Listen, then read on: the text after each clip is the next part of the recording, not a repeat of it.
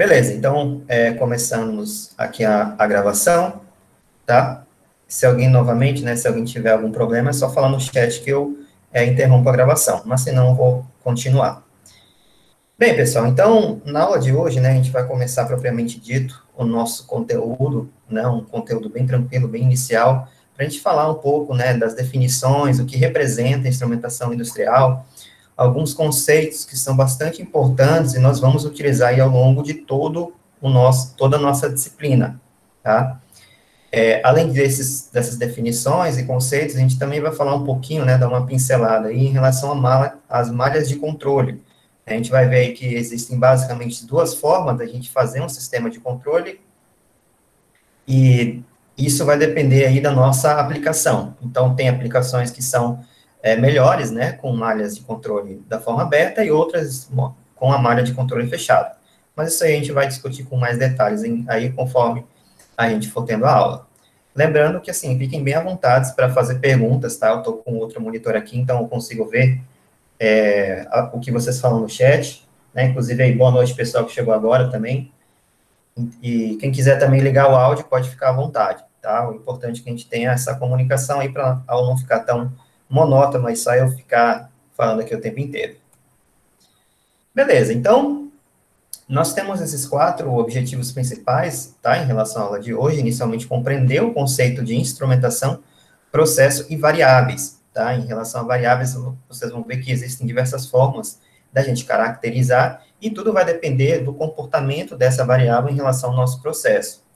Além disso, a gente vai dar uma pequena contextualizada, tá? Não é nenhuma contextualizar o histórico, é só mostrar alguns exemplos, mostrando a importância da questão da instrumentação e da automação industrial. Vamos também conhecer os componentes básicos de um determinado sistema de controle e diferenciar os sistemas de controle, que eles podem ser, né, ter a forma aí de malha aberta ou malha fechada. Bem, então, eu sempre gosto de começar com uma definição, tá, que é explicando o que realmente representa o determinado tema que nós estamos estudando. Tá? Então, nós estamos aqui na disciplina de instrumentação industrial e é importante, né, vocês saberem realmente o que isso significa. Então, a instrumentação, ela nada mais é que a ciência que vai estudar, desenvolver técnicas e aplicações para adequação de instrumentos de medição, transmissão, indicação, registro e controle das variáveis físicas nos equipamentos que a gente vai utilizar nos processos industriais. Então, por exemplo, aqui nessa parte dos instrumentos de medição, deixa eu só alterar aqui, ó. Aí, tá melhor agora. Por exemplo, em relação aos instrumentos de medição, aqui nós temos os sensores, os transdutores, então são todos aqueles elementos que eles vão conseguir medir uma determinada variável e quantizar essa variação dela, esse valor dela, em um determinado valor que consiga ser interpretado por outros elementos, tá? Então, aqui toda a parte a gente pode pegar sensor de temperatura, pressão, nível, né? Aí, em cada um desses, a gente tem alguns mais bem definidos, como o PT100, o termopar, para o caso de temperatura. Então, tudo isso também são elementos, né, instrumentos que têm o objetivo de fazer a medição de uma determinada variável. Essa questão da transmissão, tá, esses elementos sensores, eles nem sempre, eles vão ter a resposta, né, o sinal ali medido da determinada variável, em um valor coerente, né, que a gente possa ser utilizado. Tá? Então, muitas vezes, a gente precisa de alguns elementos, né, também chamados de transmissores, para fazer o condicionamento desse sinal, ou seja, fazer alguns processamentos de forma que esse sinal, que foi medido pelo sensor, consiga aí ter um valor adequado e ser transmitido para algum outro local, tá? Seja para a forma de indicação, tá? Para mostrar realmente qual é o valor que está sendo medido, seja para registrar ou para controlar uma determinada variável, tá? Que é justamente o que a gente consegue ver nesses outros 3 parâmetros aqui, né? A gente pode indicar um determinado valor dessa variável, registrar através de um registrador, tá? Nesse caso aqui seria realmente armazenar como aquela variável está mudando em relação ao tempo. E além disso também controlar, tá? Que é um dos pilares aí também que quando a gente estuda automação industrial, tá? Nesse caso a gente tem, né, controladores. Então, a instrumentação, ela está linkada, né, com todos esses tipos de instrumentos. e a gente vai, né, talvez até na próxima aula, já falar com um pouco mais detalhes em relação a cada um deles. Então, de uma forma geral, né, trazendo agora essa definição que foi dada aqui, Professor, opa, diga aí, Alexandre. eu estava pesquisando um pouco sobre essa questão de instrumentação lá na empresa que eu trabalho e percebi que, para a maioria do pessoal que trabalha na manutenção, mecânicos, eletricistas, a questão da instrumentação, para eles, é só mais aquela questão de aferição de manômetros, de pistolas pneumáticas, que não leva tanto em consideração essa parte de implantação de um controle no processo. Sim, sim, sim. É porque, assim, a instrumentação está envolvendo todos os instrumentos, né? Então, assim, dos principais pilares em relação à instrumentação é ver como esses determinados instrumentos funcionam. E o maior pilar, digamos assim, é você ter a certeza que aquele determinado instrumento, ele está acontecendo de uma maneira adequada, tá? Então, por exemplo, como é que a gente faz isso? Através da calibração. Então, por exemplo, você tem um manômetro, que nem você falou aí. Será que esse manômetro realmente aí está funcionando da maneira, ele está indicando o valor conforme ele deveria? Aí, para saber disso, tem que fazer uma calibração, tá? E a gente vai ver, inclusive, aqui, essa parte da calibração. Então, aqui a gente está falando dos instrumentos em gerais. A gente não vai discutir, né, mais precisamente como a gente vai fazer para controlar, né, a programação de um CLP. Isso aí já é outra disciplina. Mas a gente vai mencionar aí esses instrumentos, tá? Pelo menos o básico deles para vocês entenderem. E ele acaba tendo um foco principal, né, essa disciplina, nos instrumentos de medição, tá? Que seria mais aí a parte de instrumentação mesmo, tá? Por isso que ela fica mais conhecida quando a gente fala de instrumentação em relação a esses elementos sensores, né, e transmissores, etc. Onde a gente faz aí, precisa, né, sempre é necessário a gente fazer a aferição e também a calibração deles, tá? Mas aqui a gente vai discutir todos esses tipos de instrumento, porque, querendo ou não, eles são os instrumentos que vão ser utilizados aí numa malha de controle, beleza? Mas legal a observação aí, Alexandre. Bem, então, assim, de uma forma geral, né, a gente tem que a instrumentação, ela vai englobar as atividades relacionadas à medição de grandezas físicas, seja era para fins de monitoramento ou de controle, tá? Então, aqui, realmente, né, a gente concentra nessa parte aí de medição dessas grandezas, através dos sensores, transdutores, e que vão ser utilizados no nosso controle, tá? Do nosso processo industrial. Além disso, uma outra forma, né, de definir é de acordo com a ISA 5.1, tá? Essa é uma norma muito importante aí na parte de instrumentação. E, se eu não me engano, é ela que define as regras para a tecnologia de USP, tá? Professor, eu pensei que era um versículo bíblico, Isaías 5:1. Não, não, não. Parece, né? Agora que você falou Isaías, né? Mas isso aqui é a ISA, é International, o essa não lembro, alguma coisa Automation, tá? Então, é a empresa, né, que meio rege aí os instrumentos aí, tá? Ainda não é na parte bíblica, não. Então, de acordo com a ISA, né, a gente tem que a instrumentação ela é definida como sendo uma coleção de instrumentos ou suas aplicações de observação, medição, controle ou até mesmo a combinação desses, tá? Então, perceba que é uma área bem ampla, né? A gente consegue aí estudar diversos instrumentos aí que são importantes aí nos processos industriais. Então, basicamente, isso aqui é só para apresentar aí a definição de instrumentação para vocês. E qual é o objetivo, tá? Qual é o objetivo principal da instrumentação? A gente vai fazer esse estudo, tá? Para tentar alcançar o rendimento máximo de um processo, fazendo com que toda a energia cedida seja transformada em trabalho na elaboração de um produto, tá? Então, aqui, por exemplo, se a gente tiver um determinado sensor que ele não esteja medindo corretamente uma determinada variável, o rendimento do nosso processo vai ficar comprometido. Então, a gente precisa ter certeza que aquele componente, né, aquele instrumento, sensor, transdutor, está conseguindo, né, fazer a medição correta e ele é adequado para aquela nossa aplicação, tá? Com o objetivo final aí de ter esse rendimento máximo, tá? Até porque, quando a gente tem esse rendimento máximo, a gente vai conseguir aproveitar melhor a nossa matéria-prima, né, os nossos insumos de entrada, a gente vai conseguir produzir mais produtos, né, mais insumos finais, enfim, a gente tem uma série aí de melhorias, né, isso também acaba deixando um lucro maior em relação ao nosso sistema, é um rendimento máximo. Então, só pegando aqui algumas aplicações, acho que, inclusive, eu tinha mencionado alguma dessas aí ontem para vocês, né? Então, a gente tem aí diversas aplicações, a gente poderia ficar uma aula inteira discutindo essas aplicações, mas aqui eu estou apenas mostrando algumas, tá? Então, por exemplo, a gente tem a fabricação de cervejas e refrigerantes, né? De bebidas em geral. A gente precisa aí de um controle, de um processo muito bem definido, né? Geralmente, nessas fábricas, a gente tem um processo muito bem definido que a gente precisa, né? Depende bastante de sensores, atuadores, né? Toda uma cadeia produtiva em termos de instrumentos. Além disso, a gente também tem a indústria têxtil, né? A indústria petrolífica também, onde a gente pega aí o petróleo e consegue fabricar aí gasolina, querosene, diesel, enfim, um monte de outros produtos. E uma também interessante, que eu acho que eu não tinha comentado para vocês ontem, né, e acaba até estando um pouco mais na moda, entre aspas, agora por causa da pandemia, é a indústria aí da fabricação de remédios, né. Então, aqui, inclusive, eu lembro que durante a minha graduação eu visitei até a fábrica, né, que faz remédios lá da UFRN, no Plan. E lá eles têm processos também muito bem definidos, inclusive falando lá dos processos industriais, né, eu me lembro que tinha um determinado tanque lá, que o produto, né, o fluido dentro dele tinha que ficar parado lá durante um determinado quantidade de horas, e se ele não ficasse, né, dentro daquelas determinadas circunstâncias, todo o produto lá dentro não estaria adequado, tá? Porque senão o produto final, né, no caso o remédio, não teria a mesma eficácia, a mesma eficiência.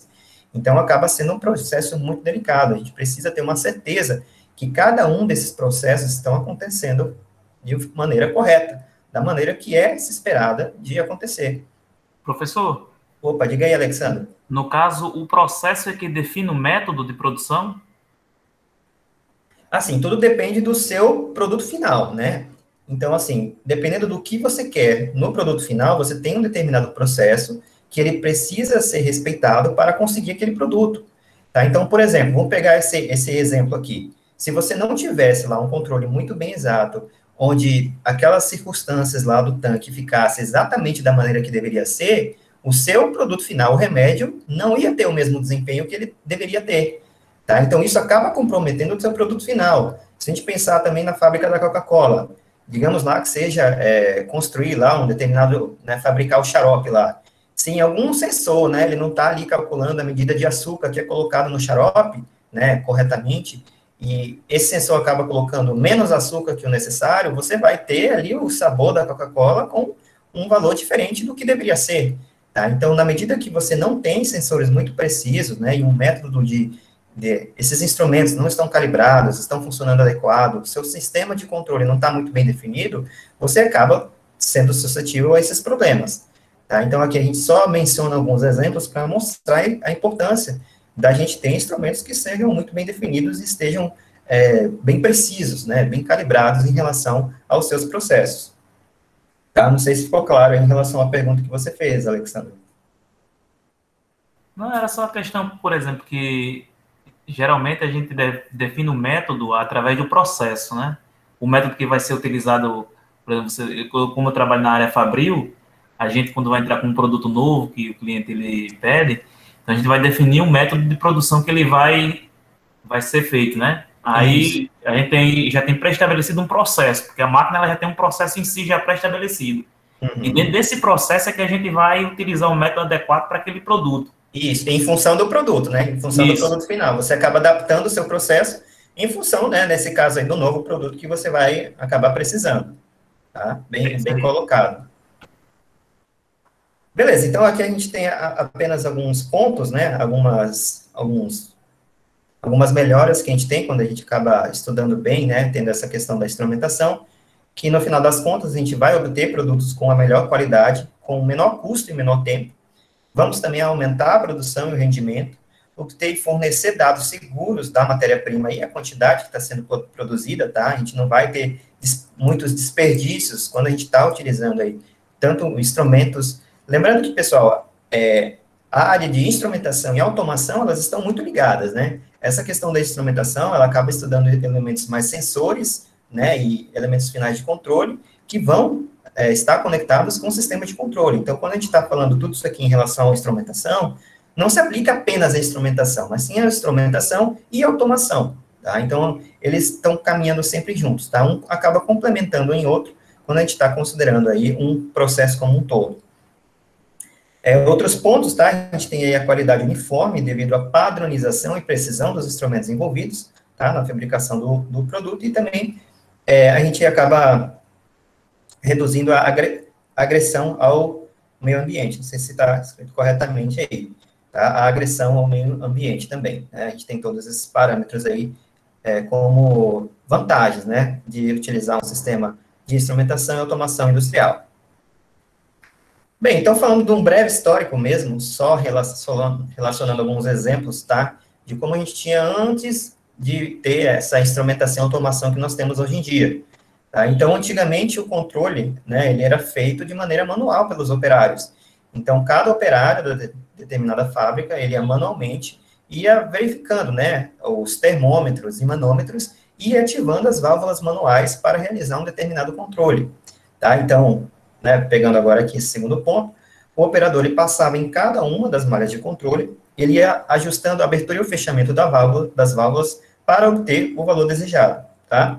Então, pegando aqui esse primeiro exemplo aqui de um processo muito simples, tá? Acho que é o mais simples possível que a gente pode apresentar para vocês agora, que é o controle de nível, tá? Então, como que funciona aqui, né? É meio compreensível, né? Controle de nível, mas a ideia é que nós temos um determinado fluido aqui dentro desse tanque, onde a gente quer controlar qual é o nível, tá? Então, a gente tem aqui o nível atual, tá? Que aqui a gente pode até considerar como sendo água, né? Pela cor aqui do líquido dentro desse tanque, e a gente tem um valor de nível que nós desejamos, tá? Então, essa diferença entre o que a gente quer e o que a gente tem vai formar o erro, tá? Então, digamos que esse usuário aqui, esse usuário não, né? Esse operador aqui, né? Utilizando sua própria visão, ele está vendo aqui qual é o valor atual e ele sabe qual é o valor desejado. Então, sabendo aqui que existe essa diferença e também sabendo que a água, né, nesse caso, ele está entrando através desse duto e saindo através desse duto, tá? Se ele pode alterar essa válvula aqui, né, ou seja, ele pode abrir ou fechar ela, de forma que ele vai diretamente, aliás, controlar o nível dentro desse tanque, tá? Então, quando o fluxo de entrada é igual ao fluxo de saída, a gente tem aqui que ele vai ficar constante. Mas se esse fluxo de saída aqui for maior que o fluxo de entrada, então você vai ter mais água saindo do que entrando. Então, consequentemente, o seu nível vai diminuir. Tá? Então, o nível atual está aqui, ele vai para baixo. Então, utilizando a sua própria experiência e observando aqui como que está a configuração atual do sistema, né, nesse caso, ele ia abrir mais essa válvula, ia passar mais água aqui embaixo, e, consequentemente, esse líquido aqui ia descer. Aí, digamos que ele errou aqui a mão, acabou descendo demais, tá? Então, ao invés de estar aqui em cima, ele passou aqui, tá? Então, nesse caso, ele vai ter que fechar mais aqui essa válvula, de forma que o fluxo de entrada fica maior que o fluxo de saída, e aumentando, tá? E ele vai fazendo esse ajuste, tá? Então, no final das contas, o que nós temos aqui é o que o operador, ele vai observar, tá? Utilizando sua própria visão, né? Qual é o valor atual, o valor desejado do nível dentro desse tanque, e ele vai adequar aí a abertura e o fechamento dessa válvula, levando em consideração esse valor, tá? Então, perceba que é um processo muito manual, e à medida que nós temos processos industriais ficando cada vez mais complexos, mais elaborados, fica muito inviável nós temos um operador aí ficar o tempo inteiro controlando cada ponto dessa malha, tá? Então, como até então, né, nós tínhamos processos muito simples, os operadores, eles conseguiam ali ver mais ou menos, né, controlar algumas partes ali do processo, tá? Mas, como eles foram ficando mais complexos, né, foi havendo aí a necessidade da gente ter esses instrumentos aí, e foi motivando, né, a utilização a construção e a fabricação de instrumentos que acabassem deixando esse processo de uma maneira mais automática, tá? Então, aqui, nesse caso, a gente já tem um sistema que está substituindo aquela operação manual do operador por instrumentos que vão fazer o mesmo objetivo, tá? Então, nesse caso aqui, ó, nós temos aqui um elemento que está designado como LT, tá? Esse LT aqui está aí, dependendo dessa nomenclatura que está sendo utilizada, eu sei qual é a função desse determinado instrumento, tá? Isso aí a gente vai ver em aulas mais futuras, tá? Eu só estou adiantando aqui. Então, esse elemento aqui, ele vai fazer a medição, nesse caso, de nível, tá? Dentro desse tanque aqui, e vai mandar essa mensagem para o controlador. O controlador, o que ele vai ter aqui internamente dele, tá? Ele vai receber o valor atual, e ele também é configurado uma outra posição, tá? Uma outra variável que é chamada de referência, tá? Também pegando aí do inglês o set point. Então, essa referência é o valor desejado do nível, tá? Que a gente está trabalhando nesse caso aqui com o nível. Então, o que o controlador aqui vai fazer é que ele vai comparar qual é o valor desejado com o valor atual e vai calcular um sinal de controle que vai abrir ou fechar essa válvula aqui e, consequentemente, alterar. Então, nesse caso, a todo momento, nós vamos estar medindo qual é o valor atual do nível, passando essa mensagem para o controlador, e dependendo desse valor, o controlador vai ajustar o fechamento e abertura dessa válvula. Tudo automaticamente, tá? Então, possui uma maior confiabilidade, né? Nós vamos ter uma maior produção, um ritmo mais acelerado da produção, informações mais precisas, tá? Até porque, e também a gente não precisa, né, do operador agora ficar o tempo inteiro aqui mudando o valor do nível aqui quando precisa ser alterado, tá? E isso aqui acabou, né, essa questão aí da automatização, acabou elevando aí ao aumento da automação nos processos industriais com sensores, atuadores e controladores, tá? Isso aqui é só uma visão geral aí para vocês entenderem um pouco da motivação dessa parte aí introdutória. Então, aqui, eu trouxe esse slide que, inclusive, é novo, tá? Só para a gente ter uma noção em relação à quantidade de instrumentos que são utilizados em um determinado processo, tá? Eu peguei aqui umas referências que, inclusive, estão lá no final dos slides, mas depois vocês podem até acessar, tá? Essas referências também. Então, aqui ele está trazendo algumas usinas nucleares, tá? Com diferentes valores de capacidade de produção. Então, a gente tem aqui uma com 900 megawatts, 1.300 megawatts e 1.400 megawatts, tá? E está fazendo a relação da quantidade de sensores atuadores que são utilizados em função aí da capacidade da nossa usina. Tá? Então, por exemplo, só pegando aqui como exemplo, essa capacidade de 900 megawatts, né, a gente tem aí 1.930 sensores binários. Tá? Esses sensores binários aqui, eles são para indicar, eles só tem, né, na saída valor nível lógico baixo ou alto. Tá? Então, ele pode ser, por exemplo, o controle de nível, né, onde um nível está a 5 metros, por exemplo, né? Está a 5 metros? Sim ou não, tá? Então, só de sensores binários que tem essa configuração, nós temos aí 1.930. Sensores de posição para válvulas manuais, 330. Sensores analógicos, 1.360. Disjuntores, 40. Chaves de 300 volts, 380 volts, 340. Válvulas motorizadas, 190. Chaves pneumáticas, 480. E válvulas proporcionais 180. Então, olha a quantidade de instrumento que nós temos aqui em relação a esse processo, né? Bastante mesmo. Beleza, então, vamos começar uma outra definição, que agora é em relação a processos, tá? Então, de uma maneira bem simples, um processo, ele pode ser definido como sendo uma operação, onde a gente varia pelo menos uma característica física ou química de um determinado material, tá? Então, a gente pode modificar, por exemplo, a temperatura, né, de um determinado fluido, a pressão que está sendo aplicada. Então, quando a gente tem essa mudança de uma característica física, a gente já pode caracterizar como sendo um processo. Uma outra forma da gente definir um processo é como sendo um método ou uma sequência de métodos que vai envolver a mudança, tá? E essa mudança pode ser de estado, composição, dimensão ou alguma outra propriedade, ou então o refinamento das matérias-primas para a obtenção de um produto final. Tá? Então, a gente vai modificar essas matérias-primas com esse objetivo aí de pegar um determinado produto, né, que vai depender aí da nossa aplicação.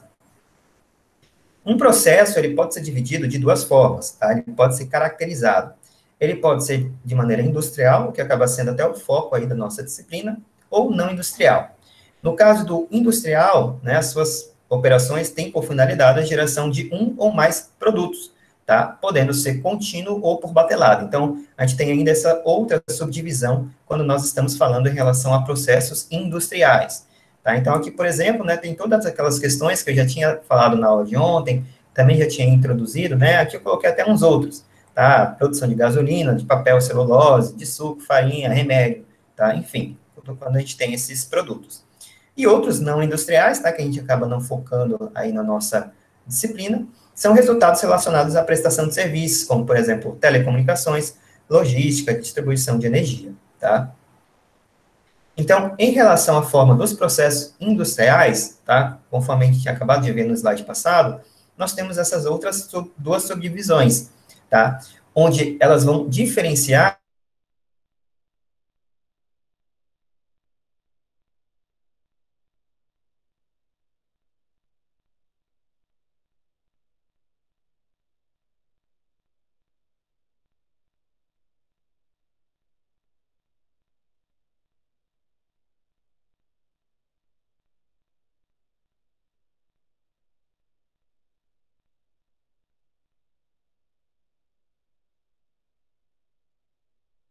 pela maneira.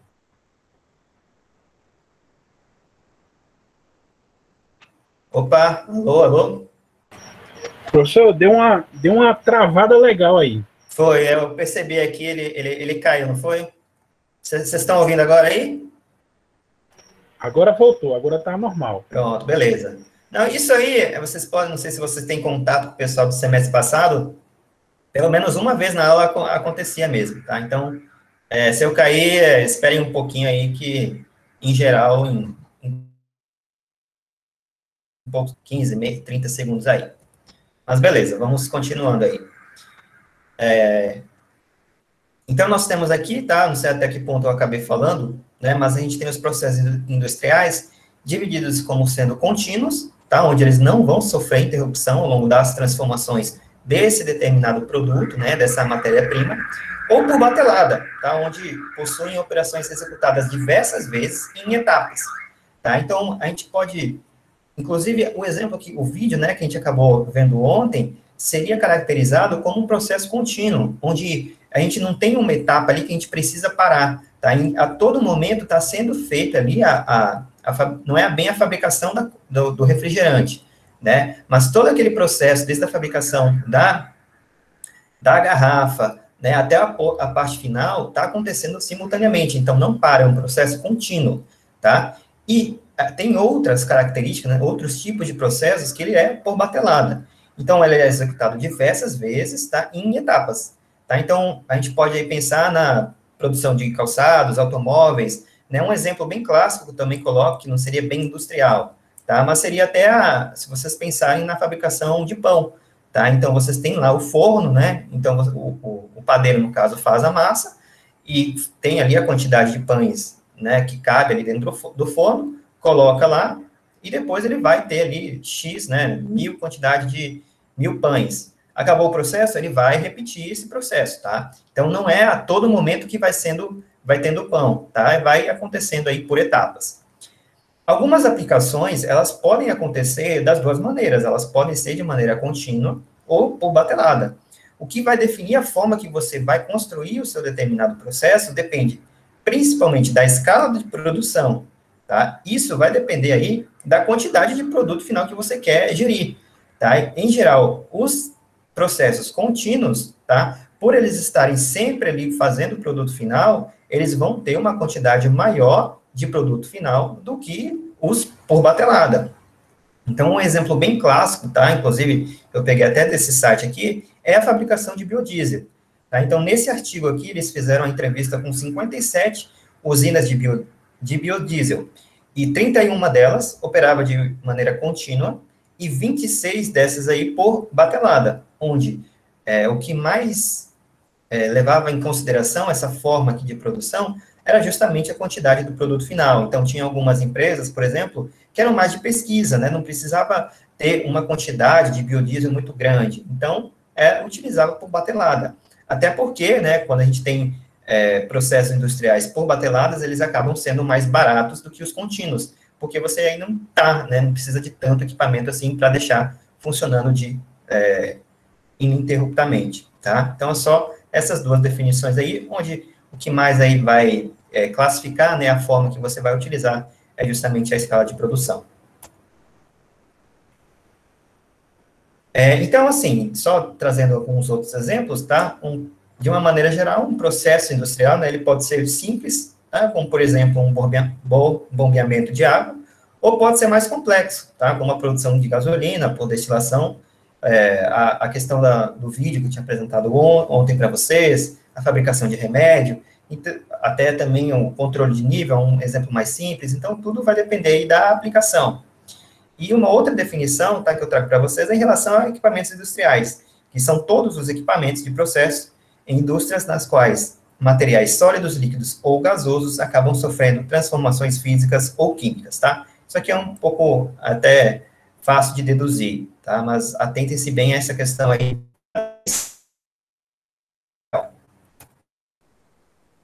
Então, só um outro exemplo bem simples, tá? Em relação a um processo industrial, que ele geralmente é bem falado, né, em aulas introdutórias, é o trocador de calor, tá? Então, esse sistema aqui, tá, o objetivo dele é aquecer um determinado fluido que está passando aqui dentro desse tanque. Então, aqui nós temos a entrada de um determinado fluido, tá? Ele vai aqui dentro e a ideia é que aqui nesse outro duto aqui, nós temos esse mesmo fluido aquecido. E como isso é feito, tá? Aqui internamente, dentro desse tanque aqui, nós temos uma serpentina, onde vai passar vapor. E esse vapor é controlado através dessa válvula aqui.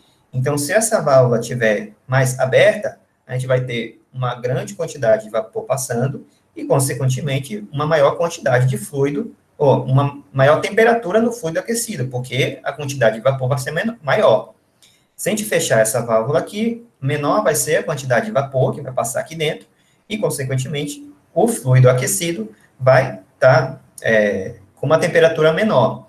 Então, dependendo aqui da quantidade de vazão que vai passar através dessa serpentina aqui, a gente vai ter um controle de temperatura. Se a gente quer uma temperatura, esse fluido com uma temperatura maior, abre mais essa determinada válvula, e se a gente quer uma temperatura menor, é só fechar um pouco mais essa válvula. Então, quais são os principais fatores que vão acabar alterando o valor da temperatura final aqui? A primeira delas é a vazão, tá? Que, na verdade, é a principal, né? Porque dependendo dessa vazão, mais vapor vai passar ou não dentro dessa serpentina. Segunda é a temperatura de entrada do fluido a ser aquecido, tá? A temperatura final depende da temperatura atual. As características do vapor que está sendo utilizado aqui também, em relação a esse que está passando aqui na serpentina, e também a perda térmica do trocador para o ambiente, tá? A gente também tem a perda, né? Não é um sistema ideal, então a gente também tem uma parte da energia sendo perdida aqui da forma do calor, tá? Em função aí do ambiente externo que esse trocador está localizado. Então, todos esses fatores aqui vão acabar influenciando qual é o valor da temperatura desse fluido, sendo a principal delas, né, que a gente pode, inclusive, parametrizar bem, é a vazão dessa válvula aqui, tá? Então, um processo bem simples esse aqui, tá? Que é chamado de trocador de calor. Alguma dúvida, pessoal, até agora? Tudo tranquilo?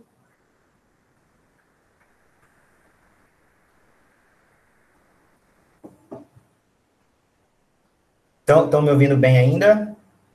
Professor, o senhor vai postar a aula quando? Como assim? Essa aula o senhor vai chegar a postar ela? Você diz o vídeo? O vídeo ou o slide? Vai... ela está sendo gravada? Sim, está. A aula em si, que está sendo... Está sim.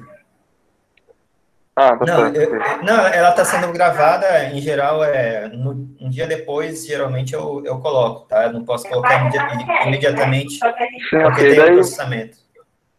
Sim. Ah, ok, tá certo. Certo, beleza. Então... É porque eu estou fazendo um negócio aqui, daí eu estou tentando prestar atenção na aula, só que eu acho que eu vou ter que assistir, pelo menos essa parte aí. Tranquilo, não, sem problemas, tá? Todas as aulas eu vou ficar gravando, então... Até para vocês revisarem depois, quando fazer algum formulário, vai ficar disponível para vocês, tá? Então, podem ficar tranquilos. Eu só não gravo se algum de vocês tiver alguma coisa contra, que eu sempre pergunto no começo da aula. Mas se ninguém tiver, eu gravo e depois disponibilizo para vocês sim, Ok, valeu. Beleza, então vamos falar agora um pouco em relação à variável de processo, tá? Acho que é uma das últimas definições que vamos acabar vendo na aula de hoje. Tá? Então, as variáveis de processo são quaisquer quantidade, propriedades ou condições associadas a fenômenos físicos e ou químicos que ocorrem e indicam a forma do produto final.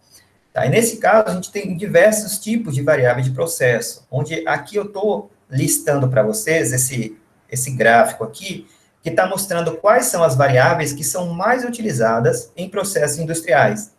Então, por exemplo, a pressão, ela precisa ser mensurada e controlada em 93% dos processos industriais. Tá? É a variável que mais precisa aí ter essa atenção, ter esse controle. Em seguida, nós temos a temperatura, com 92%, a vazão, com 88%, e o nível, com 86%. Tá? Então, essas 4 aqui acabam sendo as que são mais utilizadas e que acabam sendo aí, inclusive, né, o foco da disciplina, tá? Temos aí também condutividade, pH, oxigênio e densidade, tá? Mas isso aí vai depender realmente da aplicação que está sendo desenvolvida. Uma outra forma da gente definir, tá, a variável de processo é como sendo grandezas físicas e ou químicas que alteram o seu valor com o tempo e que podem ser mensuráveis, ou seja, que podem ser medidas, beleza? Então, baseado nesse conceito que eu acabei de apresentar para vocês, a gente tem diferentes tipos de variáveis. E esses tipos de variáveis, tá, elas são definidas com base na sua função em uma determinada malha de controle. Tá? Então, a primeira delas, tá, e é bem importante vocês saberem disso, tá, pessoal? A primeira, mas também é bem tranquilo, bem fácil de entender. A primeira delas é a variável controlada, tá? Também chamada aí de CV, em alguns momentos, porque ele vem aí do inglês Controlled Variable.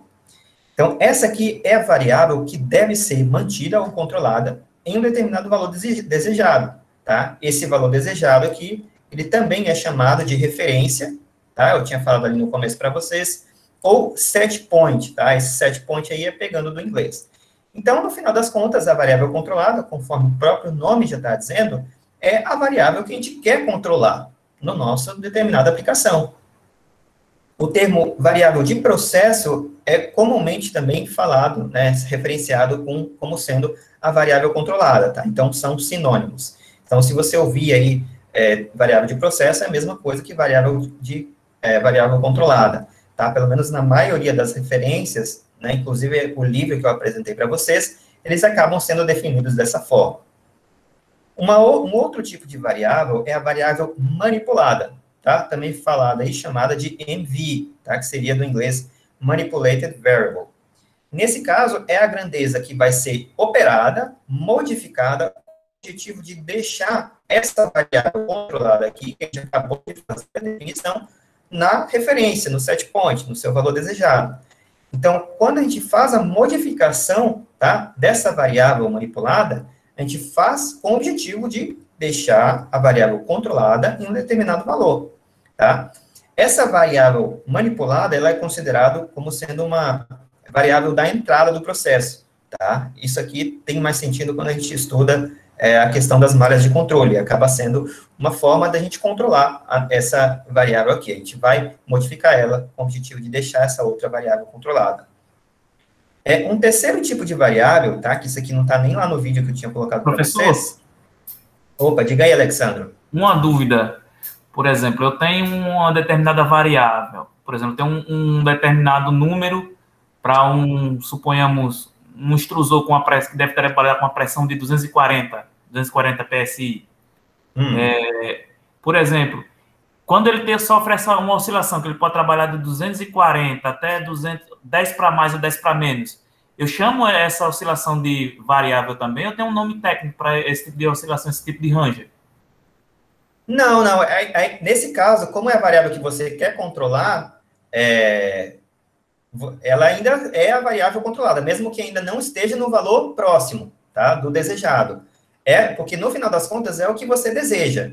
Então, o que você pode falar é que você tem ali um limiar, né, ou range também, que nem você falou, que é o limiar onde a gente considera que essa variável está no set point, tá? Mas nesse caso, para o exemplo que você falou, a variável controlada continua sendo a pressão, tá? Nesse caso, ela pode assumir um determinado conjunto de valores, não é apenas um valor específico, né, que nem eu estou falando aqui. Ela pode estar dentro desse limiar, que é 10 PSI para cima ou para baixo. Ok, professor. Professor, boa noite. Boa noite. Diga aí, Felipe. Isso que Alexandre estava falando, é importante porque também a gente vai ver lá, eu acredito que mais para frente a gente vai ver a questão da corrente, né, de manipulação, para abertura de válvula, por exemplo. Então, tem alguns pontos, algumas indústrias que ele trabalha com 4 mA e, se não me engano, é 0 ou é 4 mA, alguma coisa desse tipo. Que quando é 4 mA, a válvula abre, quando é menos, a válvula fecha. Se eu não me engano, depende muito da lógica que usa no projeto, né? Para uma determinada pressão, aí varia tanto.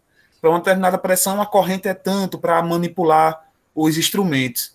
Perfeito. É basicamente isso. A gente vai ver que é um ciclo, né? É uma malha fechada totalmente. Perfeito, é isso mesmo. Assim, conforme a gente vai ver mais na frente, a gente tem diversas formas da gente controlar determinados valores, tá? Então, por exemplo, a gente pode trabalhar com sinais elétricos, né, nesse caso sendo analógicos ou digitais, com sinais pneumáticos, e com sinal hidráulico também, qual eu vou utilizar no meu sistema depende da aplicação. A gente vai ver que em situações em que a gente tem risco de explosão, sinais pneumáticos, mas na maioria das vezes a gente tem inúmeras vantagens, tá? E é o mais usual nós trabalharmos com sinais elétricos, onde, nesse caso, nós temos sinais analógicos. Esses sinais analógicos, geralmente, eles são padronizados em uma determinada faixa de valores, que nem você falou. Então, quando a gente está tratando de corrente, é de 4 a 20 miliamperes. Ou seja, quando a gente está mandando de 4 miliamperes, significa que a gente quer o mínimo daquela determinada aquela determinada válvula totalmente fechada, por exemplo, e quando a gente tem 20 miliamperes, a gente quer ela totalmente aberta. Se a gente quer algum valor entre eles, a gente precisa ir fazer uma relação linear entre esses valores. Então, por exemplo, entre 4 e 20 miliamperes, a é 12. Então, se eu mandar um sinal de 12 miliamperes, significa que eu vou abrir essa determinada válvula pela metade da sua capacidade. Então, é muito utilizado, assim, essa é uma das formas que a gente tem de controlar o sinal de saída, tá? Não sei se era bem isso que você tinha mencionado, mas é bem utilizado mesmo, a gente vai ver um pouquinho mais na frente também essa questão. Ok, pessoal? Mais alguma dúvida ou observação?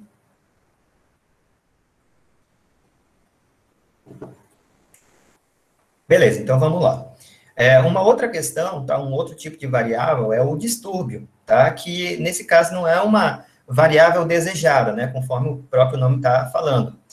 Então, nesse caso, é uma variável cujo valor não é resultado de um ajuste do operador ou controlador, que faça com que o CV, né, a variável controlada, se desvie do seu SP. Esse SP aqui é o set point, que é a referência.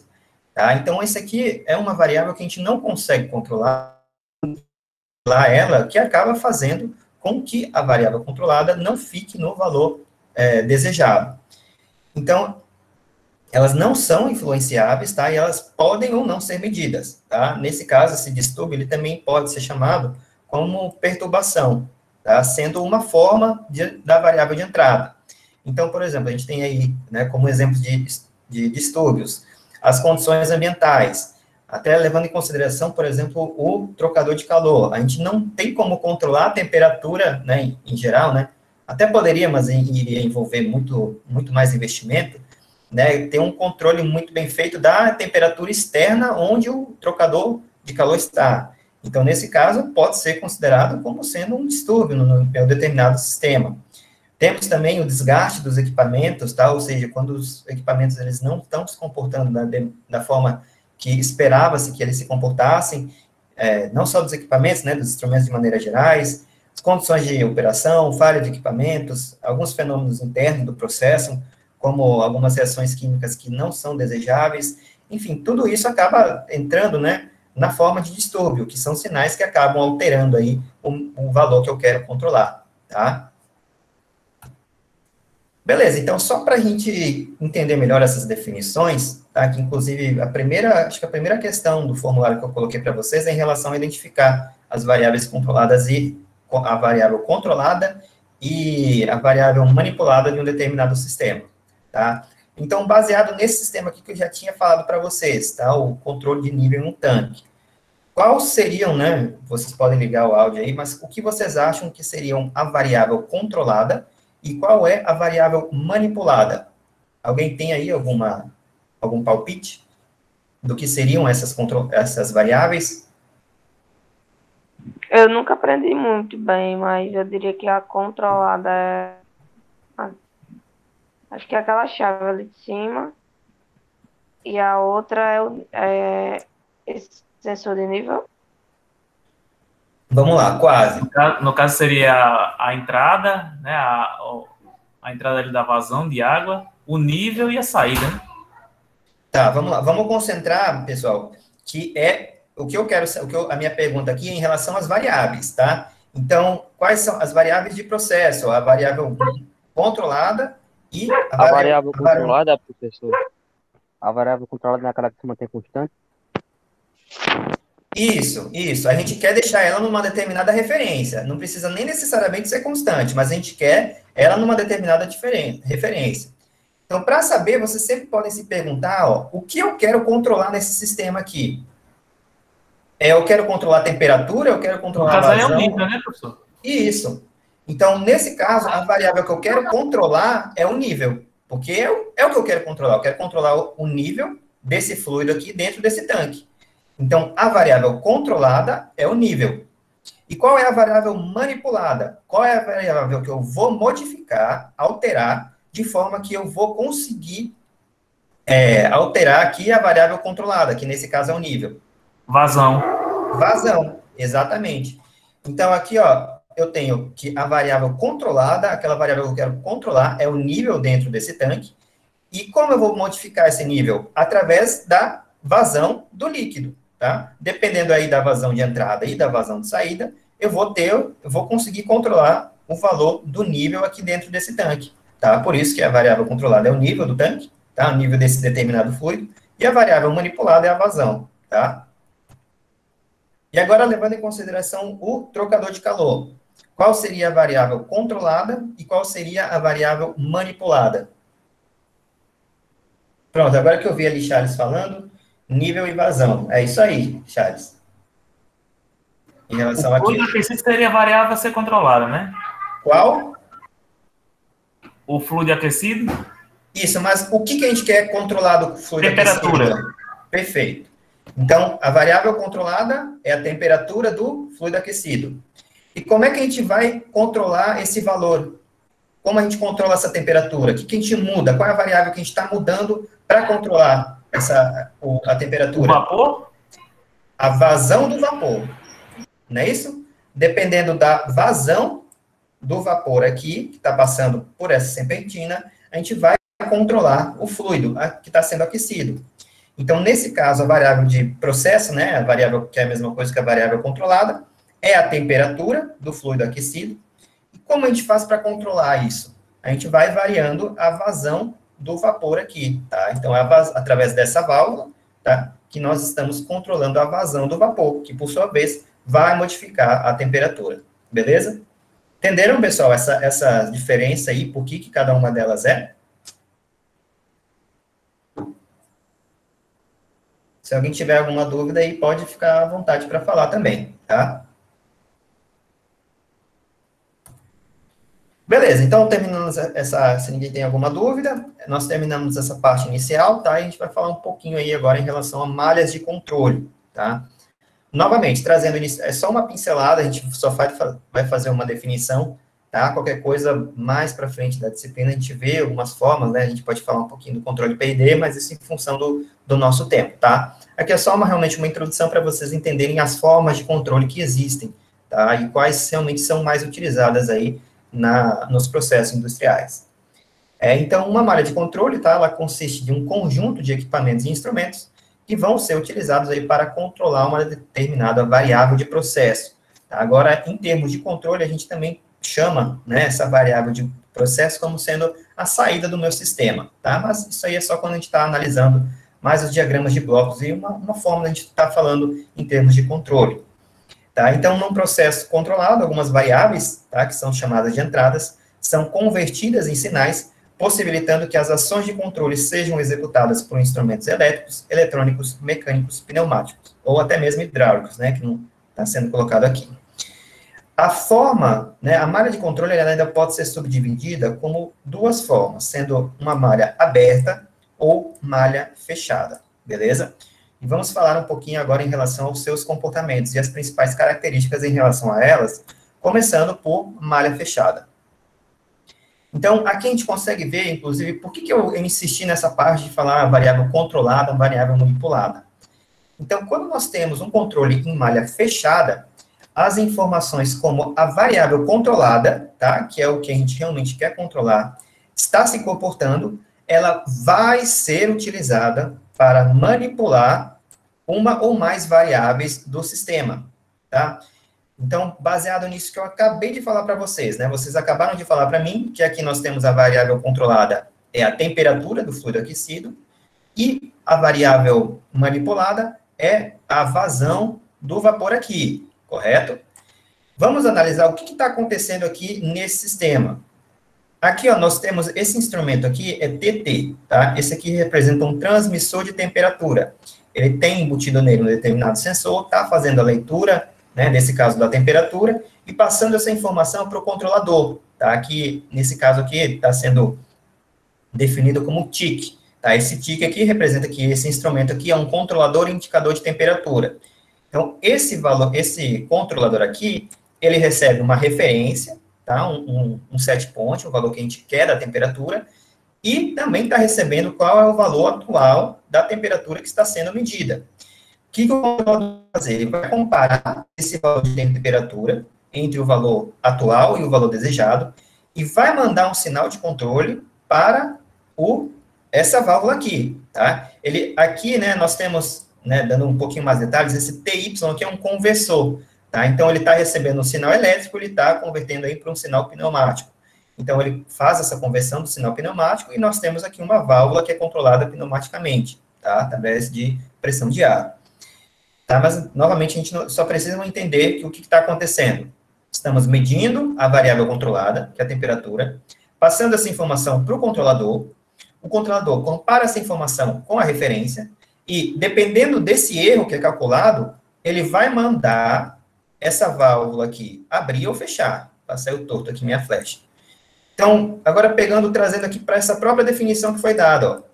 As informações sobre como a variável controlada, que nesse caso é a temperatura, está se comportando, ela vai ser utilizada para alterar aqui a abertura e o fechamento dessa válvula e, consequentemente, controlar aí a quantidade de vapor que vai passar dentro dessa serpentina aqui, tá? E isso caracteriza uma malha fechada. Então, agora, só lendo aqui um pouquinho, né? Acho que isso aqui eu já acabei falando para vocês. Nós temos que existe uma manipulação entre a entrada e a saída, deixando a variável controlada parecidos, tá? Pode ser um conjunto de valores, um limiar de valores de temperatura, ou um valor específico de temperatura. Então, a variável controlada, conforme a gente acabou de ver, é a temperatura do fluido aquecido na saída aqui do trocador, e a referência é o valor desejado, tá? Também chamado aí de set points. E ele vai realizar, né, as correções, tá? A gente vai alterar aqui a temperatura usando a própria temperatura. Então, dependendo aí do valor da variável controlada, nós vamos ter a abertura e o fechamento dessa válvula, que, por sua vez, vai modificar a temperatura, tá? Então, por isso que a gente chama de malha fechada, né? A gente fechou, de certa forma, aqui o nosso processo. Beleza, pessoal? Deu para entender aí a ideia do controle em malha fechada? Em geral, em processos industriais, tá? É muito comum a gente ter essa característica, tá? Acho que não vou ter uma estimativa, né, um valor exato, mas, sei lá, mais de 90% aí dos processos industriais acabam sendo aí de maneira, como sendo um controle em malha fechada. Então, aqui nesse slide, tá, eu só estou falando, dando mais detalhes em relação ao que está acontecendo em cada uma dessas etapas do processo, tá? Como depois eu vou disponibilizar para vocês, aí vocês podem ver certinho o que está acontecendo, tá? Então, aqui eu estou falando o que realmente representa cada um desses instrumentos e o que eles estão fazendo, tá? Então, por exemplo, transmissão de temperatura, ele vai medir o valor da variável de processo, tá? No caso, a temperatura. Depois, esse aqui vai comparar o valor medido pelo transmissor com o valor de referência, obtendo o sinal do erro. Depois, o sinal do erro, né, ele vai acabar corrigindo aqui o valor da vazão da temperatura do vapor que vai passar aqui na serpentina, tá? Algumas vantagens em relação à malha de controle fechada. Ela possui uma grande precisão, tá? Principalmente se comparado com a malha aberta, que a gente vai ver depois. Ele é mais robusto a perturbações, né, aqueles distúrbios que nós falamos anteriormente. E também existe uma diminuição da sensibilidade do sistema a variações de outros parâmetros do processo, tá? Em relação a esse distúrbio, nesse mesmo caso, a gente pode até considerar a temperatura ambiente onde esse trocador aqui está inserido como sendo um distúrbio, tá? Então, imagine aqui que nós estamos analisando esse processo aqui a 1h da tarde, tá? Às 13 horas. Então, consequentemente, vai estar mais calor aqui, e a tendência é que esse fluido, naturalmente, esteja mais aquecido, se a gente comparar com o valor às meia-noite, por exemplo, que está mais frio, tá? Pegando aí 23 horas. Então, nesse caso, né, é um valor que a gente não consegue muito bem dimensionar, e ele vai alterar aí, né, é uma forma de distúrbio que pode alterar o valor final. Então, nesse caso, como a gente está sempre medindo qual é o valor atual aqui do nível, para compensar esse valor aqui da temperatura ambiente, o próprio controlador vai alterando aqui o sinal de controle. Então, por exemplo, aqui, que é mais quente, teoricamente vai passar menos vapor, né? Porque já vai estar mais quente aqui naturalmente. Quando chega mais à noite, aí eu não preciso de... quando chega à noite, eu vou precisar de mais vapor, né? Porque está mais frio. Eu não sei se eu falei ao contrário aí, mas como de tarde, né? Pegando aí o exemplo, de tarde está mais quente, então preciso de menos vapor do que se eu comparar à noite, tá? Que eu vou precisar aí de mais vapor. Algumas desvantagens aqui, como a gente precisa de mais elementos para conseguir construir toda essa metodologia aqui, então existe um maior custo de implementação e ele acaba sendo um pouco mais complexo, tá? Mas, assim, em relação ao controle que nós acabamos tendo aqui no final das contas, né, é muito mais viável a gente ter uma malha de controle em malha fechada. Exatamente isso, Alexandre, muito bem. Tá? Por isso que, assim, na indústria, dificilmente você vai ver um controle em malha aberta, tá? Daí a gente tem alguns casos específicos, tá? Que a gente pode utilizar a malha de controle aberta, mas na indústria mesmo, muito difícil, pelo menos não lembro de algum exemplo que a gente possa acabar utilizando, tá? Mas, novamente, eu preciso apresentar isso para vocês saberem, né, essa questão aí das diferenças em relação à malha fechada e à malha aberta. Em relação também ao controle em malha fechada, tá? Ele ainda tem outras duas subdivisões. Ele pode acontecer de maneira manual ou de maneira automática. Então, no controle automático, né, a gente tem que um determinado controlador, um CLP, por exemplo, ele vai ficar responsável pela atualização da variável manipulada, levando em consideração o erro, tá? Que foi exatamente o que eu apresentei para vocês aí no slide passado. Porém, quando nós temos um controle manual, é um determinado operador que vai ajustar a abertura e o fechamento da válvula aí, de todos os instrumentos, para realizar o controle do processo, tá? Então, é uma pessoa mesmo, um humano, que acaba assumindo o controle do processo. Professor, mas qual que é certo, qual que é errado, tá? Perceba que é um pouco complicado a gente falar de certo ou errado, tudo vai depender da nossa aplicação. Existem aplicações, principalmente aí, voltando aí, pegando o gancho de processos industriais, é muito mais comum você ter um controle totalmente automático, tá? Mas existem outros casos onde a gente pode ter um controle manual sem problemas, tá?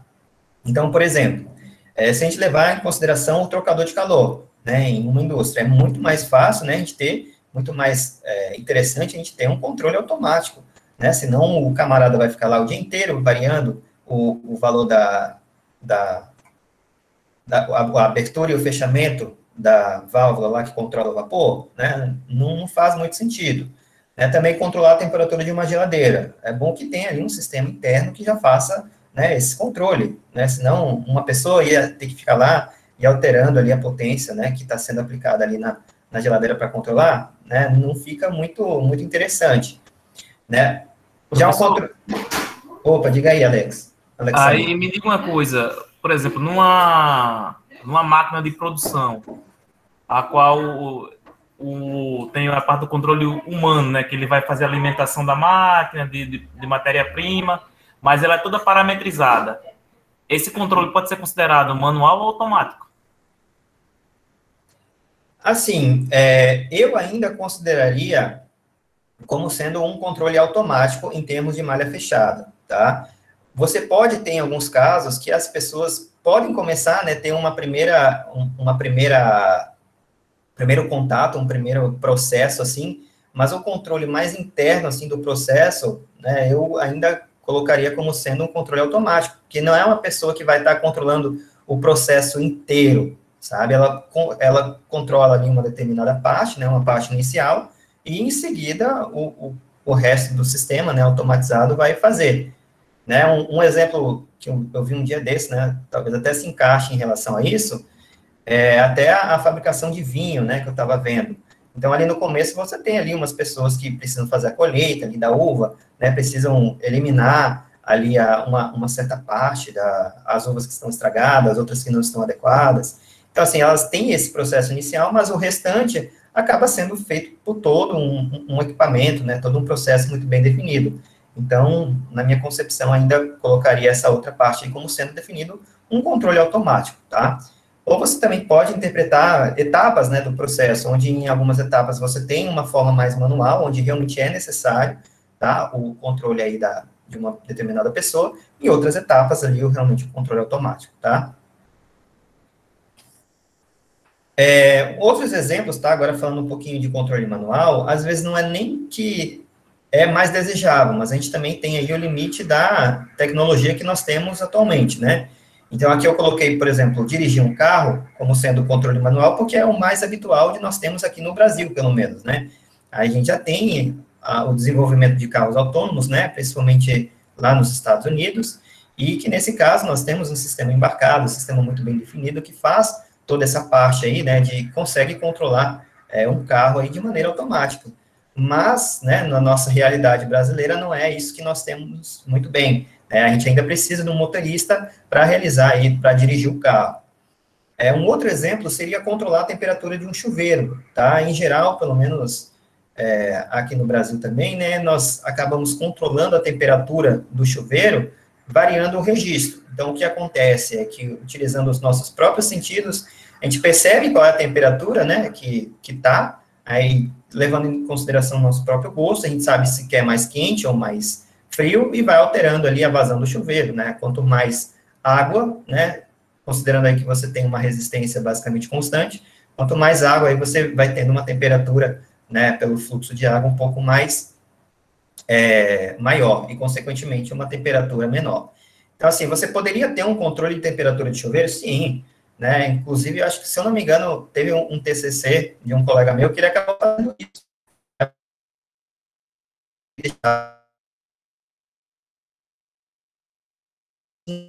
Tem muito mais o seu sistema, né? Você só precisa de um chuveiro, você não precisa de um controle de temperatura tão bom assim. Então, é mais adequado você fazer de maneira manual, tá? Pode fazer de maneira automática? Pode, tá? Mas fica aí, né, essa questão aí do quão preciso você quer a temperatura aí do chuveiro, tá? Então, isso aqui são só alguns exemplos para você saber o que seria, né, essas diferenças.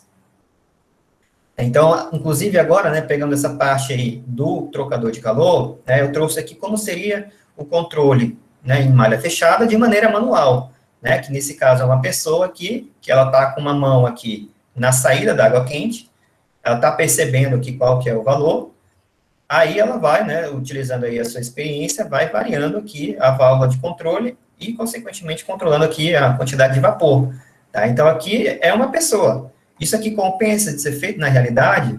A gente vai deixar esse camarada aqui plantado lá o dia inteiro, né, controlando aqui essa temperatura? não é muito viável, né? Melhor a gente ter aqui elementos que façam esse controle aqui muito mais, de uma maneira muito melhor, tá? Então, inclusive aqui, né, a gente tinha essas 3 perguntas aqui, que é onde está a medição, onde está o controle e onde está o controlador, tá? Então, a medição está sendo feita nesse ponto aqui. Então, através da mão direita aqui do cara, ele está sentindo qual é a temperatura, tendo uma noção, né, da temperatura aqui. Onde está o controle? É o próprio cara aqui, né? Ele vai utilizando novamente aqui a sua experiência e vai controlando, através dessa outra mão aqui, né, da mão esquerda agora, a quantidade de vapor que vai passando aqui dentro do trocador de calor, tá? Então, aqui só para colocar essas informações, nós temos aqui a medição, a comparação está feita pelo próprio operador, e aqui nós temos a correção, tá? Novamente, essa aqui seria uma forma de fazer o controle de maneira manual, mas não é a mais adequada quando nós temos aí, levando em consideração os instrumentos que a gente pode utilizar. Inclusive, aqui a gente vê a importância da instrumentação e da automação industrial, onde a gente pode substituir todo esse processo manual aqui por instrumentos que vão fazer a mesma coisa, inclusive de maneira muito mais precisa, tá? Sim, pessoal, antes que eu esqueça, deixa eu colocar aí a lista de presença para vocês também. A gente ainda tem 20 minutos de aula, tá? Mas deixa eu colocar logo aí para não ficar muito em cima.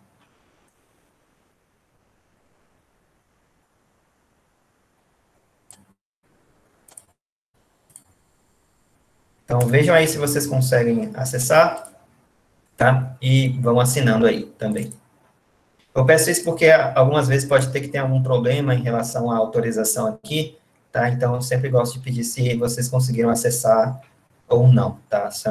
Aí, se alguém puder só falar aí se conseguiu mesmo ou não, no chat aí depois fala.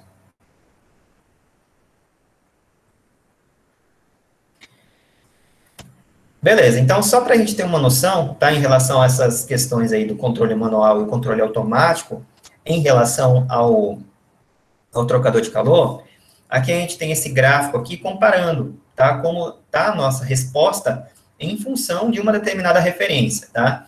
Então, aqui, ó, esse tipo de gráfico aqui, ele é muito comum quando a gente está pagando, né, disciplina de sistemas de controle, não sei se vocês acabam vendo isso, tá, mas quando a gente está fazendo análise do P&D e etc., a gente vê muito frequente esse gráfico, onde a gente tem uma referência e a gente mostra como a nossa variável que a gente quer controlar está modificando em relação ao tempo, tá? Então, aqui a gente tem no eixo X o tempo e aqui no eixo Y o valor, né, em desvio. O objetivo, nesse caso, era deixar a temperatura em um determinado valor.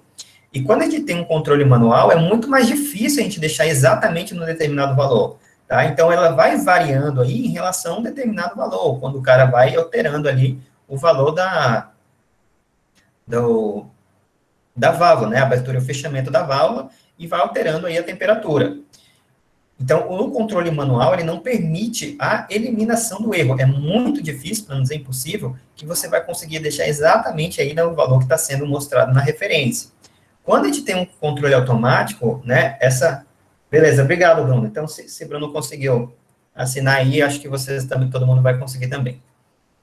Quando a gente tem um controle automático, não.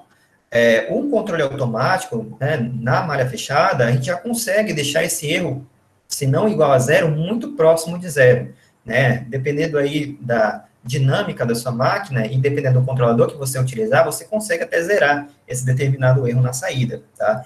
Então, em um controle automático, né, o valor aí da variável controlada fica muito mais próximo da referência, tá? Se a gente comparar aí o controle manual, tá?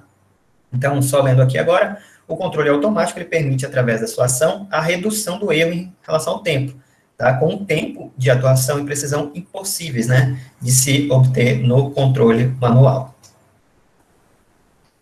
Então, aqui nós temos algumas justificativas, tá? E objetivos do controle automático. Então, a primeira delas é conseguir uma uniformidade na qualidade do produto final, tá? Ou seja, os produtos finais, eles estarão dentro das especificações previstas, coisas que a gente já não consegue, né? Ter um controle muito bem feito no controle manual. A gente acaba reduzindo também a quantidade de perdas, diminui os custos de energia que são gastos para produzir aquele produto, e também a quantidade de matéria-prima, né? De insumos que são necessários para construir o produto final. Também aumenta a segurança dos operadores, tá? Até porque você não vai precisar que eles estejam em contato ali tão grande com um determinado processo, comparado com o controle manual.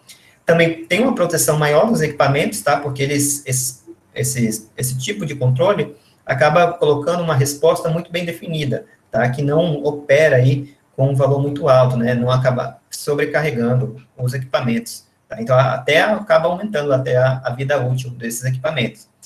E também, né, habilita aí, tem alguns locais, né, por questão aí de ser radioativo, tóxico, explosivo, que não é, né, interessante que um operador esteja manipulando. E a gente consegue fazer isso através de instrumentos, tá? Então, a gente tem todas essas justificativas que a gente consegue adquirir aí utilizando um controle automático. Aqui eu tinha colocado alguns outros exemplos que eu já tinha até falado anteriormente para vocês, tá? Mas aqui é a questão da temperatura, né, que seria uma forma também de malha fechada, e o controle, né, de um carro, levando em consideração que uma pessoa está dirigindo esse carro, esse é um controle manual, se for um carro autônomo, seria um carro, um controle automático. Mas esses dois casos aqui, eles estão dentro de malha de controle fechada. Esse primeiro aqui, manual, esse segundo aqui, ou esse primeiro, aliás, automático, e esse segundo aqui, manual, tá? A malha de controle aberta é bastante relação à malha de controle fechada, porque é realmente o que a gente mais utiliza aí em processos industriais. Mas na malha de controle aberta, tá, é aquela que a informação sobre como a variável controlada está modificando, ela não vai ser utilizada, tá, para controlar a entrada, tá, ou uma ou mais entradas. Então, nesse caso aqui, ela não é utilizada. Na malha de controle fechada, ela é utilizada. Na malha de controle aberta, não é, tá? Então, aqui a gente não tem uma realimentação, por exemplo, a gente não tem um instrumento que está calculando qual é o valor atual, né, da temperatura do fluido, e fazendo esse valor aqui controlar a abertura e o fechamento dessa válvula aqui. Tá? A gente só tem um valor direto. Então, o que poderia acontecer? A gente deixa o valor aqui da válvula esperando que o valor do fluido aqui vá no valor de referência. Tá? Por alguma combinação, né, por algum distúrbio, né, alguma modificação do próprio sistema, se essa variável aqui sair do valor de referência, não vai ter como esse valor aqui, né, corrigir, porque a gente não está realimentando. Então, se ocorrer algum distúrbio, alguma composição que acabe alterando o valor final aqui, não tem como o próprio sistema corrigir, tá? Não no sistema em malha aberta, onde a variável controlada não é utilizada para ajustar outras variáveis, tá? Então, só lendo aqui, a entrada é escolhida, né, com base na experiência, né, da pessoa, de tal forma que espera-se que a gente tenha a saída aí no valor desejável. Então, algumas desvantagens, ele é muito suscetível à perturbação, tá, a distúrbios, e ele é muito mais impreciso, tá? Algumas vantagens, né, que são só essas duas, é que a gente possui um baixo custo de implementação, uma maior simplicidade, mas, novamente, em processos industriais é muito raro a gente ter uma configuração mais parecida com essa aqui, tá? Então, só para a gente entender um pouco um contexto, tá? Então, assim, existem casos que é mais viável a gente ter malha de controle de maneira aberta, de malha aberta. Então, por exemplo, se a gente considerar as operações de molho, lavar, enxaguar, de uma máquina de lavar, tá? Todas elas ocorrem em função do tempo. Então, por exemplo, e esse tempo, né, ele não vai levar em consideração, será que a roupa tá limpa o suficiente? Será que a água, né, tá no nível suficiente? Não. O sistema, né, aqui desse exemplo específico aqui, a partir do momento que você liga ele, né, ele, sei lá, durante 5 minutos ele fica de molho, depois por mais 5 minutos ele vai lavar, e depois por mais tanto tempo ele vai enxaguar. Então, ele não quer saber aí como está o estado da roupa. Ele vai executar isso em função do tempo e acabou. Um outro exemplo seria o semáforo, tá? O semáforo, ele não quer saber se está passando gente ou não, a quantidade de carros que tem ou não. Quando der o determinado tempo, tá? Ele vai mudar os seus estados, tá? Então, por exemplo, depois de 15 segundos, ele sai do sinal vermelho, vai para o amarelo. Depois de 4 segundos, vai do amarelo, vai para o vermelho. A gente poderia fazer um sistema em malha fechada? Sim. Né? A gente poderia, por exemplo, ter uma câmera que fosse estar analisando a quantidade de carros e sabendo da quantidade de carros, iria definir a quantidade de tempo aqui de cada estado, mas não é muito prático, né? assim, é mais adequado só depois que dá um determinado tempo, ele vai trocando de estado, tá? E isso seria a caracterização de uma malha aberta, tá? A gente tem uns outros exemplos aqui, mas, em geral, todos esses aqui, que eles vão modificar em uma função definida de tempo, eles podem ser caracterizados aí como sendo de malha aberta, tá? Então, só para... Acho que esse aqui é um dos últimos slides. A gente tem esse diagrama de blocos aqui, que ele também é muito utilizado, tá? Para realizar aí a representação dos sistemas em malha aberta e em malha fechada. Esse primeiro aqui, ele está caracterizando uma malha aberta, tá? Então, olha aqui, vamos acompanhar aqui esse diagrama de blocos. Nós temos aqui a referência, tá? Também chamada de set point, que é o valor desejado da nossa variável final. Esse valor aqui passa para um controlador, o controlador gera uma ação de controle, tá? Que vai ser enviada para o atuador. O atuador vai variar aí a variável manipulada de forma a deixar a variável controlada, né, a nossa saída, em um determinado valor. Se tiver uma perturbação, tá? Perceba que o nosso sistema não vai corrigir ela, tá? Porque ele só está mandando aqui a referência e nós temos aqui a saída, tá? Então, quando a gente tem aqui a malha aberta, é um fluxograma aqui, né? Um diagrama de blocos direto. Agora, quando nós temos a malha fechada, ó, perceba que aqui no final a gente tem a saída, ó. E a saída a gente vai realimentar na entrada, ó. Então, através de um sensor, a gente está medindo esse valor da saída e está mandando aqui na frente de novo, para ser comparado juntamente com o valor da referência. Quando a gente faz esse cálculo aqui do valor atual da variável com o valor de referência, a gente tem um erro. Sabendo do erro, o controlador faz uma ação de controle, o atuador vai atuar em relação a essa ação de controle e vai alterar aí o estado, né, da variável na planta. Então, se houver alguma perturbação aqui, como a gente está sempre calculando essa variável, né, quando ocorrer essa perturbação, a gente consegue corrigir essa variável final aqui de forma a deixar novamente o nosso sistema na referência, coisa que a gente não consegue em malha aberta, porque a gente não está medindo a variável final, tá? E justamente por ter essa característica aqui, ó, tá, onde a gente pega a saída e está realimentando na entrada, o sistema em malha fechada também é chamado de sistema de realimentação, tá? Controle por realimentação, porque a gente está realimentando aqui a saída na nossa entrada, tá? Então, um controle em malha fechada é a mesma coisa que um controle com realimentação, tá? Tenham isso em mente.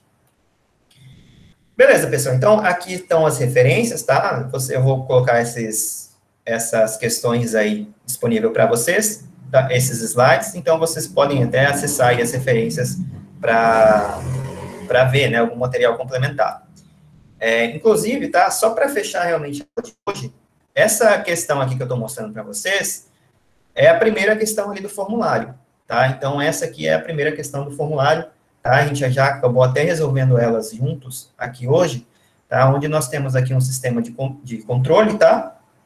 Onde a gente quer controlar o objetivo, né? Cadê? O processo mostrado a seguir é constituído por um tanque de armazenamento de água com o objetivo de se manter constante o nível da água no interior do tanque. Para isso, é utilizado um medidor de nível, que envia o valor medido para o controlador, o qual comanda uma válvula de controle de vazão. Nesse sistema, as variáveis controladas, tá? Aí, vocês analisam aqui. A gente já acabou resolvendo essa questão juntos anteriormente na sala, tá? Na aula. Na sala não, que a gente está no ambiente virtual. Então, essa aqui é a primeira questão aí que vocês têm, né, já dado aí de graças para vocês no formulário. Tem essa e mais 3. Então, em geral, tá? A aula acaba por aqui, tá? A gente se vê na semana que vem. Lembrando que eu já coloquei o formulário disponível para vocês. Então, com o que vocês, quem conseguiu, né, assistir a aula, acho que já tem um conhecimento básico aí. Tem os vídeos que eu já postei no YouTube, já mostrei para vocês também. Vocês podem rever tanto essa aula, que acho que amanhã mesmo, quando processar, eu já vou colocar essa aula disponível para vocês, ou vocês podem ver os vídeos também, tá? Então, material não falta para vocês verem, e quando vocês se sentirem confiantes, façam o formulário, que ele vai valer a nota e também a presença aí nos horários síncronos, beleza? Então, se alguém tiver alguma dúvida, pode tirar, mas se não, tá todo mundo liberado aí, tá? E nós encerramos a aula de hoje, tá? Boa noite para vocês. Sim, uma outra